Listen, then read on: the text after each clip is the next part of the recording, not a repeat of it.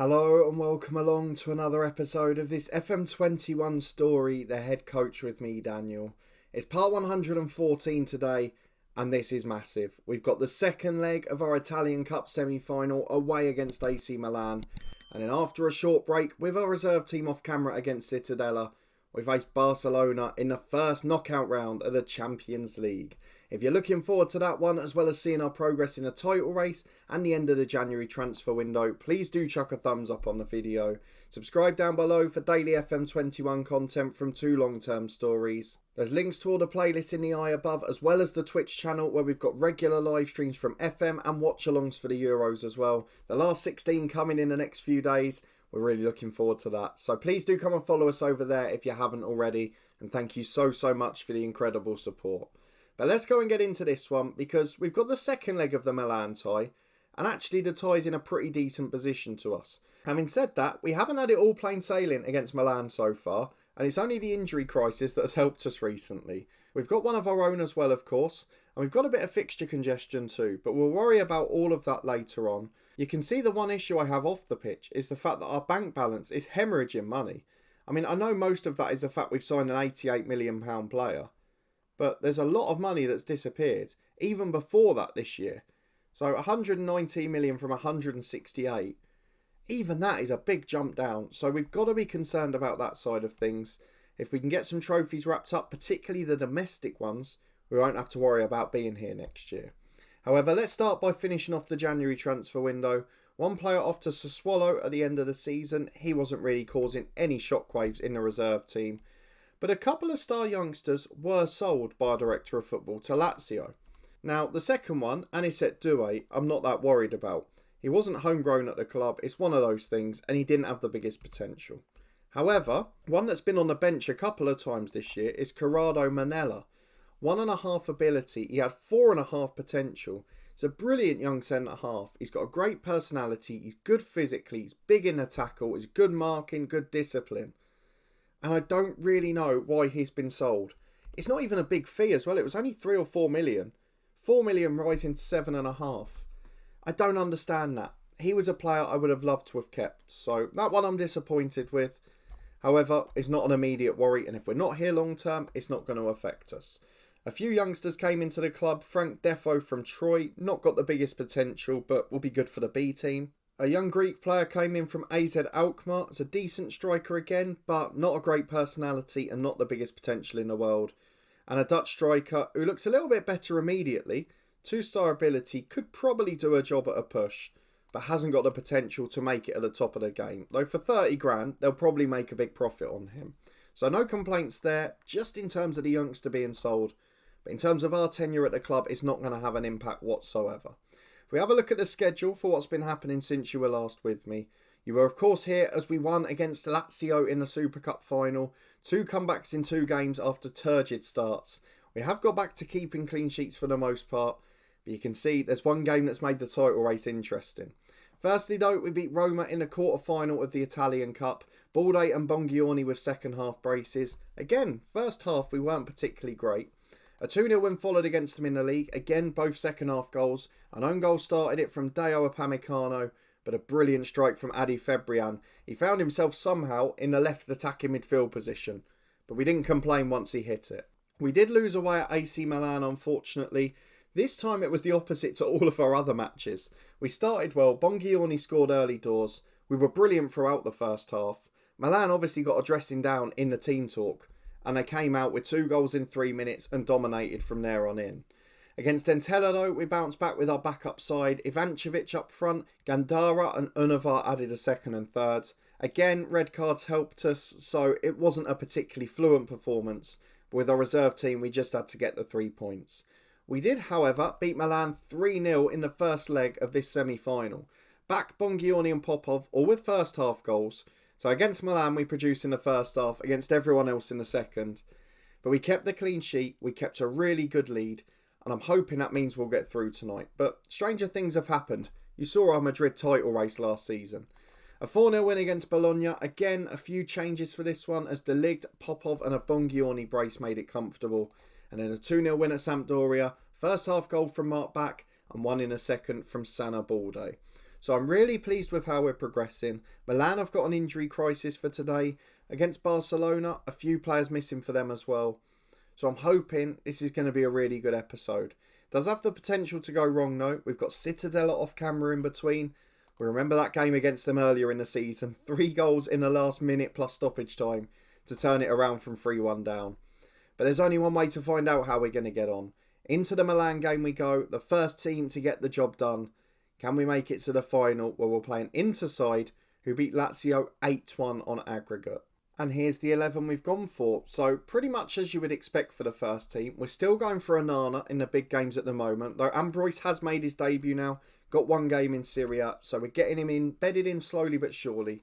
Julio Cesar finally finding a bit of form at left back, which is great. Fabian keeps his place on the right, albeit Simois is back to fitness today. I'm going to save him, give him a go at the weekend, see what happens. Can play at centre-half as well, so that might be a consideration for Barcelona. The 11 on the pitch, Onana in goal, Fabian and Cesar the fullbacks with Marcelo and De Ligt at centre-half. Roma and Tonali in the middle, Popov back and Balde the attacking midfield 3. And Bongiorni is finding some form. He starts the game up front.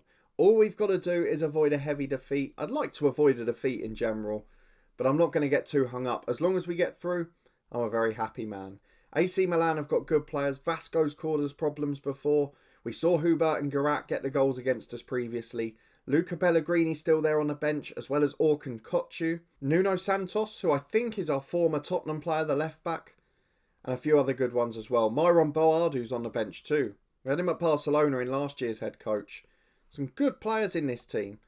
But let's get the lads motivated. Let's get into the first half and make sure we wrap up our place in the final. Because really, we shouldn't be losing it from here. And with 12 minutes gone without incident, it's Milan playing out from the back with a throw-in. Right back Harvey brings it forward. To Asensao, long ball over the top which Marcelo brings down. To Julio Cesar. Can we get it out here? If we get 1 goal on the road, we'll be fine. We take the 4-0 aggregate lead, they're never getting that. As Onana gives it to Marcelo. Playing out comfortably, finds back, and now Bongiorni. Out to Cesar on the left. There's a midfield runner in Balde, but Cesar turns back. He's checked, he's challenged, and Harvey gets it clear. Garat to Asensao. Out to the left to Hubert, who of course scored that winner a little while ago against us in the league. Gets to the byline again, gets into the box. Garat knocks down to Asensao. That is just about the worst possible start. With 15 minutes gone, Milan have got a chance in this game. And we're going to have to encourage these lads because I don't want them collapsing on the big stage. And they've got another corner, AC Milan. Vasco takes it into the front post. We're living very dangerously. 20 minutes gone, it should really be 2. I don't know what to say. I'm not actually confident we win this now. As on the left-hand side, Wrench throws in. We need the centre-forwards to produce a goal from somewhere. Wrench goes wide. Canali gets it. They're second to everything. The boys are chasing. They're just second to it. They cannot get there. Hubert puts it through. Good goalkeeping. Onana was quick off his line. Stopped the striker getting in. But there's nothing coming from it. He plays out short to De Ligt. Now we've got to work our way downfield. Into Roma in the middle. To Fabian. Down the line to Popov. Let's get the away goal. Come on. Up to Tonali. Long ball over to Bongiorni. He's been in good form. But he's slow there. And the defender gets the sliding challenge in. It remains 1-0 to Milan. And all we've got to show for it is a throw-in. We're back again though with 12 minutes to half time. Marcelo gets the ball as we come forward. We just seem to be starting to grow into this game. As Julio Cesar off the left to Tonali. Back to Cesar again. Tonali cuts inside, plays it through to Mark back. Got 3 in support. Can he go alone? No. He takes too long. He dallies on it and he's challenged. It's a long clearance to Matthias De Ligt. Brings it over halfway, unopposed from the Milan attackers. Gets it to Popov. Tries to take on the fullback, instead turns back to Fabian. Up to Popov again. Beats his man, crosses for Bongiorni. It's back to Popov again. Goes alone. And Mark back has the empty net to tap into. I thought he might be offside for a minute, but nothing given at all. It's 1-1 on the night, 4-1 on aggregate. And hopefully that's job done. Though almost immediately we're back on the right hand side as Canali picks it up. Goes back to his centre half. Over the top towards Garat, who knocks down for Vasco. They're certainly dominant in this match still. As Garat misses out, Hubert puts in. We just don't know how to defend away from home against Milan. At home we're brilliant against them. But here, we're really lucky it's only 2-1. Because Milan should have had more. And we're lucky to still be confident in this tie. We were quite fortunate with the goal we scored as well. But at half-time, it's still going to be 4-2 on aggregate, I think. Although Milan have got a throw-in. Canali down the left. It might be a third goal yet. And that would put the cat amongst the pigeons. Hubert takes on the fullback. Why has the whistle not gone? Balde wins it. It falls for Hubert again. Balde's beaten to it again. I don't know what's going on with the animations. Hubert gets into the box. Don't bring him down. It's back to Wrench. It's into the box. Why we've played 30 seconds over, I don't know. Milan 3, Juventus 1. And at half time, they only need one more. I am furious with them. We're going to point the finger. We need to get them on board. And we're going to have to go positive again. Because we now need goals. Because we cannot defend away from home against Milan. A devastating first half performance. I talked about the fact Cesar was improving. 6.3. Big game, bottles it. And this is the same as we had at Real Madrid. Is it us now? As Popov gets into the box. Crosses blocked. Hubert will clear downfield. The Milan striker gets there first. No one's defending it. De Ligt finally comes across. Fabian picks it up. Cuts in from the right again. Finds Balde. He's got back with him. Overlap from the left is Cesar. Plays out to him on the byline. Had a poor game but can make up for it here. Good cross to the back post, headed away. And now they can attack again. Milan on the counter are ruthless. Garat beats his man. Gets into the box. It's a good save from Anana. I'm taking Cesar off now. We can't afford to carry defenders. As Nori is going to come on for him. Julio Cesar picks it up at left back. Going to be his final action of the game this. I'm having to discard the changes due to the weird way that's worked out. And AC Milan are over the top again. Garat's in for 4. He's going to score. He has. It's 4-1 AC Milan. In 49 minutes, they've overturned a 3-0 aggregate lead. It is a pathetic performance. I've no idea what's happened. We had this at Real Madrid in the last 3 games of the league season. And now it's happening here as well. I'm not a fan of it. I'm not enjoying it. But I haven't got an answer either. We're going to bring on Ristovic in centre midfield. I don't actually know what else to do because Balde's having a poor game. So he'll have to go up there. And then we'll bring Ege on as a centre midfielder. I think that's the best option we've got. It's been embarrassing. I don't know what's happening. It's been an awful display. It's been pathetic defensively. Milan are just countering us. They're taking the mick. As Vasco throws in, back heads away. Bongiorni holds it up to Ristovic. 5-yard pass given away every time. It's been one of the worst displays of the season. Nuno Santos in again. Garat heads in for 5. I am so tempted to stop making this a family-friendly channel at this point. Because with 12 minutes to go, from 3-0 up in the first leg, we are 5-4 down on aggregate. It's embarrassing. We had this against Manchester United earlier in the season. A full-scale collapse. And there is nothing I can say that will make this better. Because the Italian Cup is gone from our grasp. And that's another trophy we're never going to win in our career. Look at that. The assistant manager. Putting the result aside, that is a pleasing performance. What's you on about? We've lost 5-1. And he's telling us to be pleased with the boys. Absolutely embarrassing. It worries me for Cittadella. But we'll try and get through that one off camera. And we'll be back in a moment for Barcelona in the Champions League. And if this is anything to go by, we're going to get absolutely trounced. We are back to face Barca. It's fitness test time. And we need recovery in cup competitions. We've lost out on the Italian Cup. However, we did bounce back in a league. No problems with Cittadella this time. A 3-0 victory. Esposito opened the scoring and an Urvar brace got us the win. But let's be honest, this could be awful because even if we beat Barca now 3 or 4-0, I'm going to be worried about the second leg. We lost 5-1 at United in the group stages. We lost 2-1 at Milan with 2 goals conceded in 3 minutes in the league. And we lost 5-1 in that first game today in the Italian Cup second leg. So no score makes us safe in this game. We saw with Barcelona last year when we were at Real Madrid just how much the pain they can inflict on us. And maybe there is still going to be some mental baggage to go with it. Because how do you recover from that situation? What we are going to do is go for experience at fullback. Nori is going to play at left back. Simois is going to play at right back. The rest of the team, I'll go first choice. Mark Back will come back in. He'll play on the left wing. So from the last game on camera against Milan, it should just be the 2 fullbacks that have changed. We've only got 7 subs, so we'll have to be a bit more careful with that. We'll have a centre-half and we'll have a full-back on the bench. I would say Ceballos probably deserves a chance now because he is improving a fair amount. I'm not sure if he's better than Tomiyasu though. I think he probably is now. So let's go Febrian, Ceballos. We'll put Ege onto the bench as well. And then Esposito's the striker with a sea of wingers and attacking players. This is the team. It needs to be a big win because I've got no hope in us away from home. So let's see if we can get the victory. It's Barcelona travelling to Juventus. And will they leave us with yet another mental scar? Or even worse than that, an absolute nightmare. Let's go and find out. And so many of those players that gave us problems last year, Motta, Diaz, Gvardiol, Curtis Jones is there now, Kenny Sanchez and Kaufman the striker.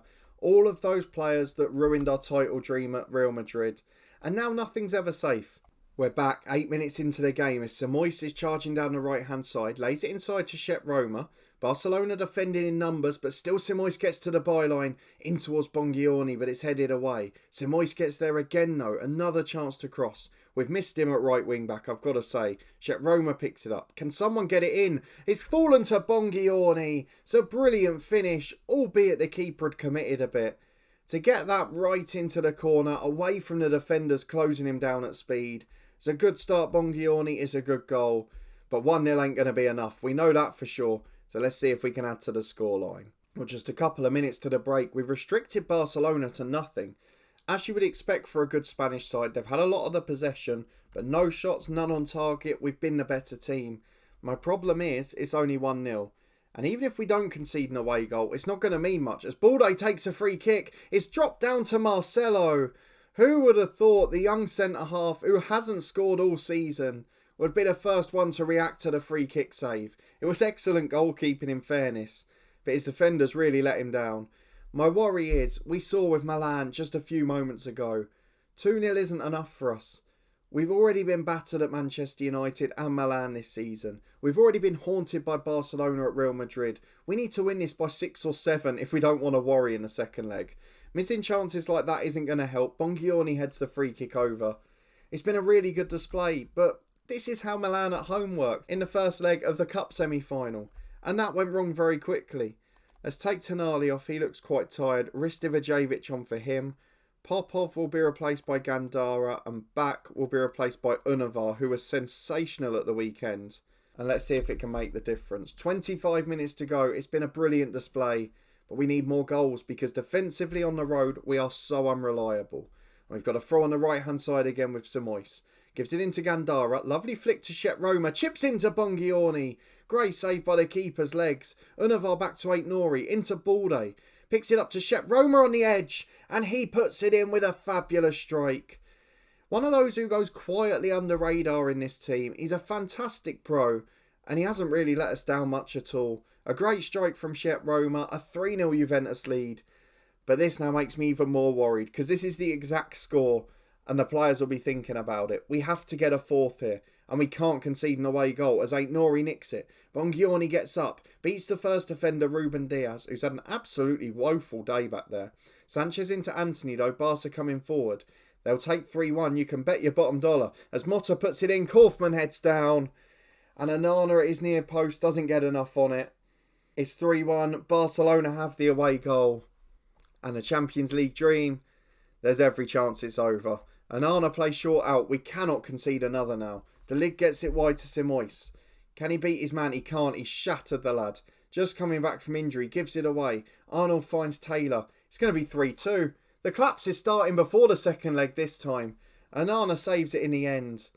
But this is all it takes. Any team goes aggressive against us. We cannot cope with it, no matter what we do. As Simois throws in from the right-hand side to Balde. Gets to the byline. He's challenged well.